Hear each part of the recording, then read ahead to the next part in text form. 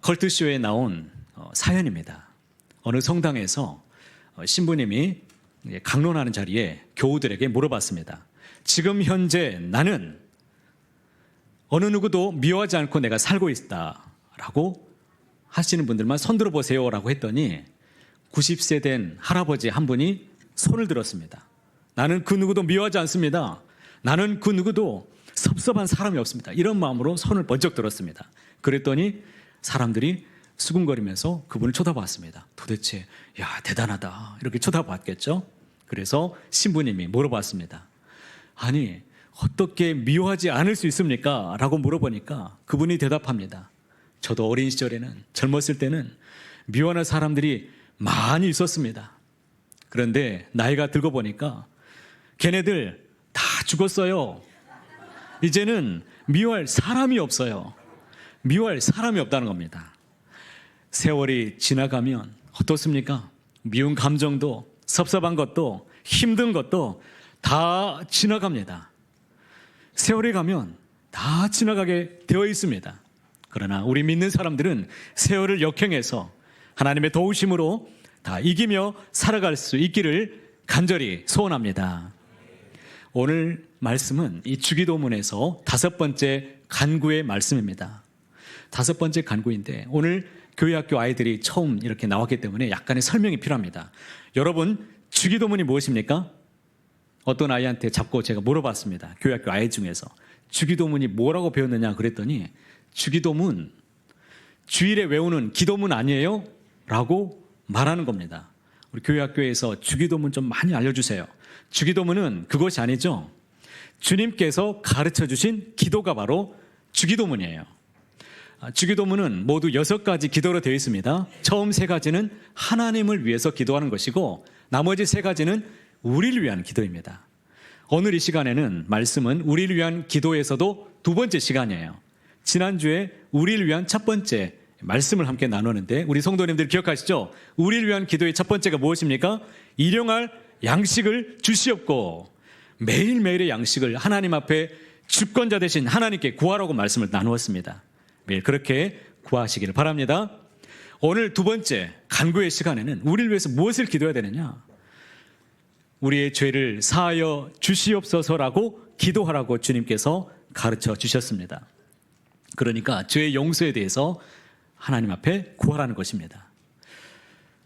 그런데 우리가 주기도문을 같이 함께 외우다 보면 잘 안 되는 부분이 있습니다. 마음에 약간 거리끼는 부분이 있습니다. 12절 말씀에 있는데요. 같이 함께 12절 말씀을 한번 읽어보겠습니다. 우리가 우리에게 죄 지은 자를 사하여 준 것 같이 우리 죄를 사하여 주시옵고. 어떤 분이 주기도문을 자꾸 외우고서 기도하면 자꾸 이 부분 때문에 기도가 막힌다는 겁니다. 죄 지은 자를 사하여 준 것 같이 우리 죄를 사하여 주옵소서. 내가 누군가를 미워하고 있어요. 어떤 분을 미워하는데 도대체가 용서가 되지 않는다는 겁니다. 이 사람만 생각하면 용서가 되지 않는데 자꾸 주기도문을 하기만 하면 자꾸 이 부분이 양심이 걸려서 기도가 잘 안 된다는 거예요. 그래도 이분은 굉장히 솔직한 분이고 굉장히 순수한 믿음을 갖고 있는 분입니다. 우리는 주기도문을 외우니까 아무 생각 없이 그냥 따라서 형식적으로 주문 외우듯이 그렇게 반복하는 경우가 많습니다. 우리가 생각 없이 마음이 없는 기도를 그렇게 드린다면 과연 하나님께서 그런 기도를 받으실까요? 아니요. 우리 하나님은 마음이 없는 그런 기도를 받지 않으십니다. 주기도문을 무슨 주문 외우듯이 외우지 마시기 바랍니다. 마음을 다해서 내가 그렇게 살기를 원합니다라는 마음으로 구하시며 기도하시길 바랍니다. 우리의 이런 모습을 보면서 유명한 설교자였던 스펄전 목사님이 이렇게 가르쳤습니다. 다른 사람을 용서하지 않으면서 주기도문을 반복한다면 그것은 자신의 사형 판결문을 낭독하는 것과 같다. 아주 무섭죠. 그것은 마치 우리가 우리에게 죄 지은 자를 사하여 주지 않은 것처럼 우리 죄를 사하여 주지 마옵소서 하고 간구하는 것과 같다는 것입니다. 여러분 이렇게 따진다면 누가 과연 용서를 받을 수가 있겠습니까? 그러나 반드시 여러분 기억하시기 바랍니다. 다른 사람에 대한 용서가 내가 하나님 앞에 용서받기 위해서 행해야 되는 율법이 아니라는 것입니다. 이것을 율법처럼 생각해서 억지로 내가 용서가 되지 않는데 그 사람을 용서해주고 억지로 의지적으로 용서가 되지 않습니다. 억지로라도 내가 그래 용서해 줘야지 하겠지만 율법적으로 용서가 되지 않습니다. 의무적으로 의지적으로 여러분 억지로 할 수가 없습니다. 했다고 해도 마음이 계속 올라올 겁니다. 미워하는 감정들이 계속 피어날 것입니다. 저는 그래서 우리가 우리에게 죄 지은 자를 사하여 주옵소서라는 이 말씀을 이런 표현으로 다르게 한번 바꾸어 보고 싶습니다. 그것은 바로 하나님께서 값없이 우리에게 베푸신 그 은혜에 대해서 하나님 앞에 감사하는 것, 그 은혜에 하나님 앞에 반응하는 것이라고 저는 말씀을 다시 표현하고 싶습니다. 이해가 되시죠? 하나님께서 우리에게 엄청난 은혜를 주셨습니다. 믿으십니까? 우리는 어떤 은혜를 받았습니까? 내 죄를 용서하기 위해서 하나님이 독생자 예수님을 우리에게 보내주셨습니다. 우리 죄 때문에 대신해서 십자가를 우리 주님이 달리셨습니다. 이것을 믿으십니까? 여러분 믿는다면 이것이 은혜입니다. 이 은혜에 감사해서 다른 사람들을 이와 같이 용서해 주는 것, 이것이 은혜입니다. 율법보다 은혜가 먼저입니다. 율법보다 은혜가 앞서 가야만이 가능한 일입니다. 은혜가 있으면 가능합니다. 은혜가 있으면 허다한 죄를 사랑으로 덮어버릴 수가 있습니다. 그러니 여러분 은혜가 있기를 바랍니다. 주님의 십자가의 능력으로 일어서시길 바랍니다. 내가 바로 서면 가능할 수 있습니다. 내가 바로 서면 가능한 일인 줄 믿습니다. 누군가 여러분에게 잘못하면 그러면 여러분은 몇 번이나 봐줄 수 있겠습니까? 우리말에 이런 말 있죠. 3-3번이란 말이 있습니다. 그래 용서해 줘야지. 그래 봐줄게. 3번째 그래 한 번 더 봐줄게. 4번 내가 이제는 용서 안 해. 이제는 내가 일을 간다. 뭐 이렇게 나오시겠습니까? 그런데 예수님은 베드로가 말했죠. 베드로가 자랑스럽게 얘기합니다. 예수님 7번 용서해 주면 되겠지요? 자랑스럽게 얘기했습니다. 그런데 예수님께서 뭐라고 말씀하셨습니까? 70번씩 몇 번이라도 7번이라도 용서하라고 말씀하셨어요. 그러면 계산해 보세요. 70번씩 70 곱하기 7은 몇 번입니까? 490번이나 용서라는 거예요. 그러니까 두고두고 용서라는 것입니다. 그 사람이 생각날 때마다, 내가 계속 올라올 때마다, 미움이 올라올 때마다 용서하고 베풀어주고 은혜로 덮어버리라는 것입니다. 여러분 한번 생각해 보십시오. 그렇다면 하나님, 내가 용서가 안 되고 미운데 하나님 어떻게 용서하라는 것입니까? 왜 우리가 용서해야 되는 것입니까? 이렇게 물을 수 있죠. 왜 우리에게 용서하라고 말씀하시는 것입니까? 나를 위해서 용서하라는 것입니다. 다른 사람을 위해서가 아니라 나를 위해서 주님이 용서하라는 거예요. 기도가 막히는데 어떻게 살 수 있겠습니까? 기도가 막히는데 용서하지 못하고 관계가 막혀 있어서 그 기도를 하나님이 받으실 수 없는데, 기도가 막혀 있는데 여러분 어떻게 사실 수 있겠습니까? 기도가 막히면 우리 영혼은 피폐해집니다. 그러니 여러분의 있는 마음에 있는 모든 즐거움의 문제, 판단하는 모든 문제, 심판하는 모든 문제, 이것은 누구에게 맡겨야 되는 것입니까? 하나님께 맡기시길 바랍니다. 하나님께 다 맡기시고 우리 마음의 문제를 주님께 다 드리시기를 바랍니다. 성경은 기도응답이 관계에 달려있다는 사실을 여러 번 우리에게 계속해서 강조합니다. 제가 몇 가지 말씀만 함께 나눠보겠습니다. 마태복음 5장 23절과 24절 이렇게 말씀합니다. 함께 읽어보겠습니다. 그러므로 예물을 제단에 드리려다가 거기서 내 형제에게 원망 들을 만한 일이 있는 것이 생각나거든 어떻게 하라고요? 예물을 제단 앞에 두고 먼저 가서 형제와 화목하고 그 후에 와서 예물을 드리라는 것입니다. 하나님은 우리의 예배를 다 받으시길 원하시는데 그 예배 가운데 우리 마음에 미움이 있거나 화목하지 않으면 하나님이 그 사람의 예배, 그 사람의 기도를, 예물도 주님이 받으시지 않겠다라고 말씀하셨습니다. 베드로전서 3장 7절에도 이와 같이 말씀합니다. 함께 읽어보겠습니다. 남편들아 이와 같이 지식을 따라 너희 아내와 동거하고 그를 더 연약한 그릇이요 또 생명의 은혜를 함께 이어받을 자로 알아 귀히 여기라. 이는 너희 기도가 막히지 아니하게 하려 함이라. 부부 관계에 대해서 말씀하지만 막혀 있으면 기도가 막힌다는 겁니다. 그렇기 때문에 교회에 올 때는 절대로 여러분 싸우지 마시기 바랍니다. 부부간에 싸우지 마시기 바랍니다. 교회 와서 집에 돌아갈 때도 손 꼭 붙잡고 돌아가시기를 바랍니다. 모든 관계도 마찬가지입니다. 여러분 마가복음 11장 25절에도 말씀합니다. 같이 함께 읽어보겠습니다.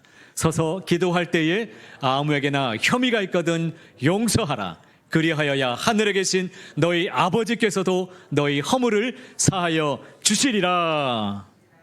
여러분 꼭 기억하십시오. 이 말씀을 다른 사람에게 적용하지 말고 나에게 적용하시길 바랍니다. 이 말씀을 받는데 다른 사람이 떠오른다면 그건 잘못된 겁니다. 나에게 주신 말씀으로 받고 여러분 이 땅에서 매이면 하늘에서도 매입니다. 이 땅에서 풀리면 하늘에서도 풀리는 줄을 꼭 기억하시길 바랍니다. 어떤 목사님이 사역을 하다가 큰 상처를 받고 마음에 화가 나고 정말 너무 힘들고 억울하고 너무나 괘씸한 일이 있었습니다. 그 사람만 생각하면 잠이 잘 오질 않고 심장이 그 사람만 보면 벌렁벌렁 거린다는 거예요.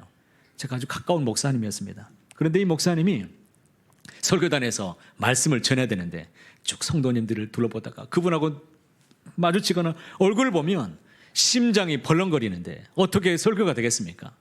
원망 아닌 원망을 하는데 하나님 저 사람은 왜 아프지도 않습니까? 하나님 왜 저 사람은 그냥 내버려 두십니까? 목회자가 이런 마음으로 강단에 서는데 어떻게 설교가 되겠습니까? 어떻게 기도가 되겠느냐 이 말입니다. 그래서 무릎을 꿇고 기도하면서 여러 날 동안 씨름하면서 살아오다가 말씀을 묵상 중에 십자가의 사랑이 마음에 쑥 들어왔습니다. 십자가의 사랑이 속에 쑥 들어왔는데 예수님께서 십자가상에 달리실 때 주님이 여러 사람이 십자가에 못 박고 찔렀는데 주님이 뭐라고 기도하셨습니까? 아버지 저들의 죄를 사하여 주시옵소서라고 기도하셨습니다. 그 장면을 생각하면서 얼마나 많이 울었는지 모릅니다. 많이 울면서 회개하고 용서해달라고 간구했습니다. 그리고 나서 그 사람을 보니까 불쌍히 여겨지더랍니다. 그 사람을 보는데 너무나 그 영혼이 불쌍하게 보여지더라는 거예요. 여러분 폭삭 속았수다 재밌게 보고 계십니까? 어른들 재밌게 보고 계시죠? 여기 보면 도대체 정말 캐릭터 중에 용서가 안 되는 캐릭터 하나가 있죠. 확시 아저씨가 있습니다. 확시 아저씨가 있는데 이분이 나이가 드니까는 그런데 어떻게 보여집니까? 나중에는 이 사람도 불쌍히 여겨집니다. 불쌍히 여기는 마음. 여러분 아주 귀한 말씀이 있는데요. 에베소서 4장 32절에 이런 말씀이 있습니다. 함께 읽어보겠습니다. 서로 친절하게 하며 불쌍히 여기며 서로 용서하기를 하나님이 그리스도 안에서 너희를 용서하신 것 같이 하라고 말씀하십니다. 여러분 불쌍히 여기는 것 이것이 은혜입니다. 불쌍히 여길 줄 아는 마음이 이것이 주님이 주시는 능력입니다. 여러분 그러니 서로 불쌍히 여기시길 바랍니다. 서로 불쌍히 여기라고 그랬습니다. 주님이 가르쳐 주시는 이 기도는 우리에게 순종을 요구합니다. 순종은 거기까지 가라는 거예요. 순종은 주님께서 우리에게 명령하십니다. 가라고 하면 거기까지 가는 것이 순종입니다. 우리 예수님께서는 죽기까지 순종했습니다. 그래서 많은 사람들이 모든 영혼들이 구원을 얻게 되었습니다. 찬송가 311장에 1절 가사에 이런 가사가 있습니다. 내 너를 위하여 몸 버려 피 흘려 내 죄를 속하여 살 길을 주었다. 널 위해 몸 주건만 너 무엇 주느냐? 널 위해 몸을 주건만 너 무엇을 주느냐? 여러분 마음이 힘들고 지칠 때 그 마음을 우리 주님께 다 드리시기를 바랍니다. 우리 힘으로는 할 수 없습니다. 율법적으로는 이해가 안 됩니다. 할 수 없고 능력도 없습니다. 그러나 주님의 십자가의 능력, 그 주님의 능력으로 이겨내시길 바랍니다. 주님이 공급하시는 그 사랑의 힘으로 허다한 죄를 덮어버리시길 바랍니다. 이것이 성도의 능력이고 이것이 우리가 살 길입니다. 우리 어린이들 중에는 이렇게 생각하는 사람들이 있을 거예요. 용서라고 하니까 그러면 착하게만 살아야 됩니까? 날마다 당하고만 살아야 되는 것입니까? 라고 물을 수 있겠죠. 그런 말씀이 아니에요. 당하고 살라는 게 아닙니다. 선으로 악을 이기라는 거예요. 누가 나에게 돌을 던지면 사람들의 심정이 어떠냐면 짱돌을 들고 집어던지고 싶은 것이 사람의 본심입니다. 그런데 하나님이 그렇게 하지 말라는 거예요. 똑같이 하지 말라는 겁니다. 구별되게 살라는 것입니다. 그렇게 주님의 사랑으로 십자가의 구속의 능력으로 이겨내시길 바랍니다. 여러분, 세상에서 가장 용서가 안 되는 어려운 사람이 누구인 줄 압니까? 바로 나 자신입니다. 어떤 사람은 내가 어렵고 불우한 환경 때문에 자라온 내 시절을 용서가 되지 않는 사람이 있습니다. 열등감 속에서 허덕이며 살아가는 사람들이 있습니다. 어린 시절에 지나온 세월 동안 내가 상처받았던 어떤 일들, 내가 과거에 잘못했던 실수했던 일들을 용납하지 못하고 살아가는 모든 것도, 여러분, 나도 이 모든 일을 다 생각나거든 주님께 다 맡겨버리시길 바랍니다. 가수 인순이 씨 아시죠? 가수 인순이 씨는 본명이 김인순인데 이분은 혼혈아로 태어났습니다. 그것도 흑인으로 태어난 거예요. 흑인 혼혈아로. 어린 시절에 흑인 아이로 살았으니 얼마나 많이 따돌림 당하고 얼마나 많이 배척당하고 미움받고 살았는지 모릅니다. 그렇게 어린 시절에 아버지, 흑인 아버지도 얼굴도 조차 모르는데 어머니와 함께 얼마나 어려운 시절을 살았는지 모릅니다. 이분이 미국에 가서 6.25 참전 용사들을 위해서 공연하는 때에 그들에게 이런 말을 했습니다. 아주 유명한 말을 남겼어요. 자막 한번 보여주세요. 당신들 모두가 내 아버지시고 나는 당신들의 딸입니다. 나와 같은 딸을 둔 것 때문에 너무 가슴 아파하지 마세요. 난 당신들을 원망하지 않습니다. 아니, 나는 하나님의 사랑 때문에 태어난 것입니다. 그리고 나는 지금 절대 불행하지 않습니다. 아름다운 인생을 살고 있습니다. 난 이 말을 하려고 여기에 왔습니다. 나의 아버지들이여, 당신들을 사랑합니다. 존경합니다. 이렇게 아주 유명한 말을 했습니다. 사랑하는 성도 여러분, 정말 하나님을 그 사랑을 경험한 사람만이 할 수 있는 경험, 이 능력이죠. 고백이죠. 저는 여러분들이 주님의 사랑으로 이겨내시길 바랍니다.